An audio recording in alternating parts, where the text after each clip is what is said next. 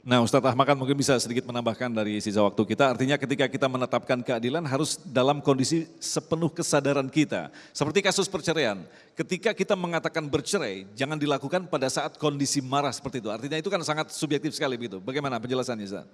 Bismillahirrahmanirrahim. Ini adalah sesuatu yang sangat penting yang Nabi sampaikan, bahwasanya ketika datang seseorang kepada Nabi meminta wasiat kepada Nabi, Nabi bilang la taqdhab, jangan kamu marah. Dia minta nasihat lagi, jangan kamu marah. Sampai 3 kali berulang, jangan kamu marah. Kenapa? Penting banget kalau orang dalam keadaan marah, maka dia akan memutuskan sesuatu itu dengan hawa nafsunya, dengan emosinya, sehingga akan menyebabkan penyesalan yang sangat dalam dirinya dia sampai akhir masa. Oleh sebab itu ketika mengadili apapun, maka mengadili orang lain itu kan merupakan satu kepastian hukum. Akan tetapi akan membawa dampak, implikasi dan juga konsekuensi yang mana mungkin konsekuensinya itu akan menyebabkan kerugian yang besar bagi orang lain dalam waktu yang lama, bahkan bisa seumur hidup kalau diputuskan dengan sesuatu yang dibarengi dengan emosi. Sama juga ketika seorang suami ingin menceraikan istrinya, lalu kemudian dibarengi dengan amarah, dibarengi dengan emosi, maka itu harus diperhatikan karena akan menimbulkan penyesalan yang luar biasa. Ya, jangan sampai seorang suami itu ketika emosi lalu kemudian dia menceraikan istrinya, maka dia akan menyesal dengan apa yang dia ucapkan. Karena sesungguhnya perceraian itu walaupun sesuatu yang halal tetapi sangat dibenci oleh Allah Subhanahu wa taala. Tapi kata ulama, sebagian ulama mengatakan kalau ketika seorang suami itu menceraikan istrinya dalam keadaan marah, maka itu yaftakiru ila niyah. Ya, butuh kepada niat di dalam hatinya.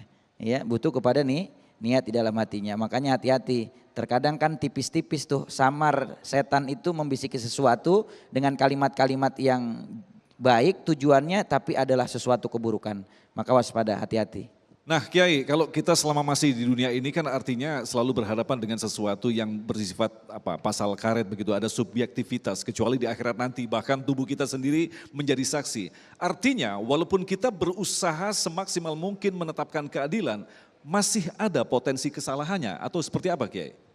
Ya, bisa jadi ya sebuah keputusan itu tidak sesuai dengan fakta, tetapi dalam Islam itu ada standarnya. Idza hakamal hakimu fajtahada fa asaba falahu ajrani. Seorang hakim apabila dia meneliti satu perkara secara cermat, kemudian an-nasir-asirnya sudah benar, ya yakin dia dengan apa yang dicarinya itu tadi, yang diistimbat itu tadi. Kemudian hukumnya sudah dia lakukan secara tepat, diputuskan, maka dia mendapatkan pahala 2. Wa idza syada fa akhta'a. Apabila seorang hakim dengan maksimal melakukan ijtihad itu, bazlu taqati fi istinbatil hukmi, mengerahkan segala kemampuan untuk menggali hukum, fa akhta'a, ternyata salah pada kapasitas kemanusiaannya, salah dia, falahu ajrun, maka dia tetap mendapatkan pahala 1. Itu enaknya jadi hakim. Kalau benar dia dapat pahala 2, tapi kalau salah dia pahala 1. Ya, dapat pahala 1. Kenapa? Sudah ijtihad. Yang tidak boleh tidak ijtihad, diukur dari tradisi, salah, bid'ah, itu yang nggak boleh tuh. Tanpa melakukan ijtihad. Masya Allah, luar biasa. Baik, selanjutnya kita persilakan kepada Bapak Nono Sutarno untuk mengajukan pertanyaan yang kita jawab dalam segmentasi selanjutnya nanti. Bapak Nono. Bapak Nana. Nano. Maaf yang dikirim saya nih Nono. Silakan, mohon maaf. Bismillahirrahmanirrahim.